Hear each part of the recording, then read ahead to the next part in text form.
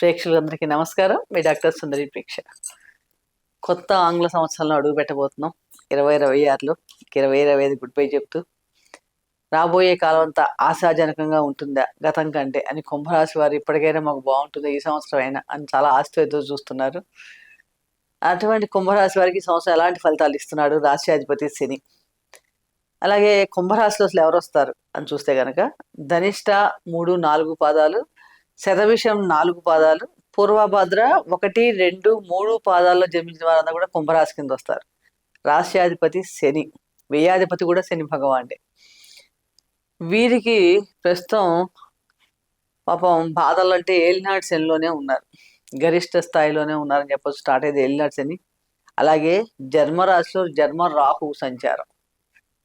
ఇంకా వీళ్ళు ఎలా ఉంటారు ఈ సంవత్సరం అంటే ధైర్యంగా చక్కగా ఉండండి. సప్తమంలో కేతు కూడా సంచారం చేస్తున్నాడు. దీనివల్ల మీకు ఏంటంటే ఈ సంవత్సరం కొంచెం ఆరోగ్య విషయాల్లోనూ ఆర్థిక సంబంధం విషయాల్లో కొంచెం ఒత్తిడి ఎక్కువగా ఉంటుంది.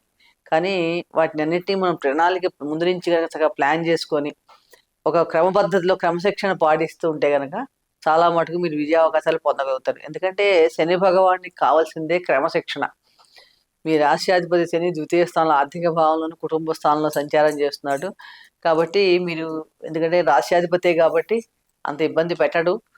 ఒకవేళ ఇచ్చినా కూడా మీరు మొదటి నుంచి కూడా కొంచెం ప్లాన్ చేసుకొని వాటిని నిదానంగా అమలుపరచగలిగితే క్రమశిక్షణగా చాలా అద్భుతమైన ఫలితాలు సాధిస్తారు. ఎటువంటి సందేహం లేదు. అలాగే గురు సంచారం వల్ల కొంచెం ఉపశమనం లభిస్తుంటే ఎటువంటి సందేహం లేదు. అంటే మానసికంగా కొంచెం ఆందోళన పెరుగుతుంది. జూన్ 1 వరకు సంతాన విషయంలో చాలా అనుకూలంగా ఉంటుందని చెప్పవచ్చు.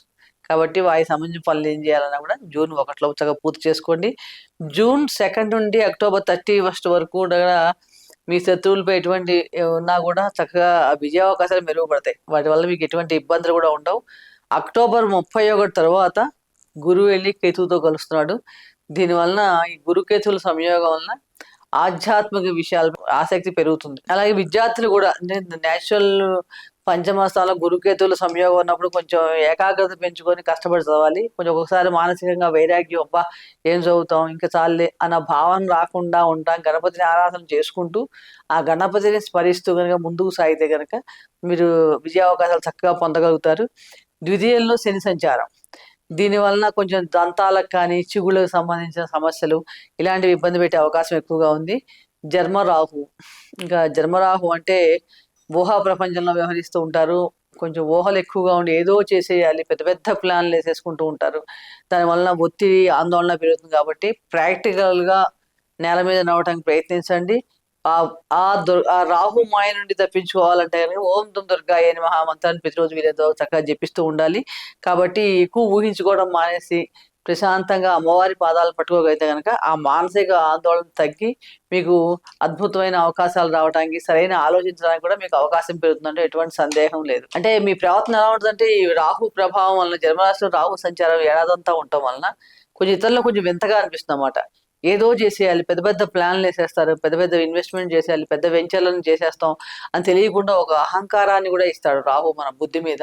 కాబట్టి దీన్ని కొన్ని నియంత్రించడానికి అమ్మవారి పాదాలు పట్టడం తప్ప వేరే శరణ్యం లేదు. కాబట్టి ఓం దుర్గా దుర్గా దుర్గా అని ప్రతిరోజు కూడా వీలైన సార్లు స్మరించడం వల్ల చాలా మటుకు అద్భుతమైన ఫలితాలు పొందగలుగుతారు. అలాగే మీరు అంటే అది ఒక రక్షణ కవచంగా ఒక అద్భుతమైన ఔషధంలా కూడా పనిచేస్తుందని చెప్పవచ్చు. ఎందుకంటే మన బుద్ధి మన కంట్రోల్లో ఉంటేనే కానీ మనం ఏ పని చేయాలన్నా కూడా సక్రమంగా ఆలోచించగలుగుతాం కదా. కాబట్టి అలాగే ద్వితీయంలో శని నిదానంగా ఇవ్వడానికి ట్రై చేస్తూ ఉంటాడు. శని ఎప్పుడు నిదానంగా ఇస్తుంటాడు. ఇది ఒక ప్రభావం. కాబట్టి ఇక్కడ మీరు కొంచెం దాన్ని మనం కంట్రోల్ చేసుకొని ప్రాక్టికల్గా ఆలోచించి అత్యాశలకు పోకుండా ధర్మబద్ధంగా ప్రవర్తించగలిగితే కనుక అన్ని గ్రహాలు కూడా మీకు చక్కగా అనుకూలమైన ఫలితాలు ఇస్తాయి. ఈ సంవత్సరం అంతా కూడా మీకు బాగుండాలి, మా బుద్ధి సరిగ్గా ఉపయోగపడాలి, మేము చేసే పనుల్లో విజయ అవకాశాలు పెరగాలి అని అనుకునే వాళ్ళు ప్రతిరోజు కూడా వీలైనంత వరకు ప్రతిరోజు క్రమబద్ధంగా ఒకే నిర్ణీతమైన సమయంలో అంటే 8 గంటలు అనుకుంటారా, 7ంటిగా ఉదయం స్నానం చేసి 6ంటికి అనుకుంటారా మీ ఇష్టం. ఆ సమయం వీలైనంత వరకు సూర్యోదయ తర్వాత ఓ 2-3 గంటల లోపల మన నిత్య కార్యక్రమాలకు అన్ని పనులకు వెళ్లే లోపల హనుమాన్ చాలీసా పారాయణ చేయటం చాలా అద్భుతమైన ఫలితాలు కనిపిస్తుంది.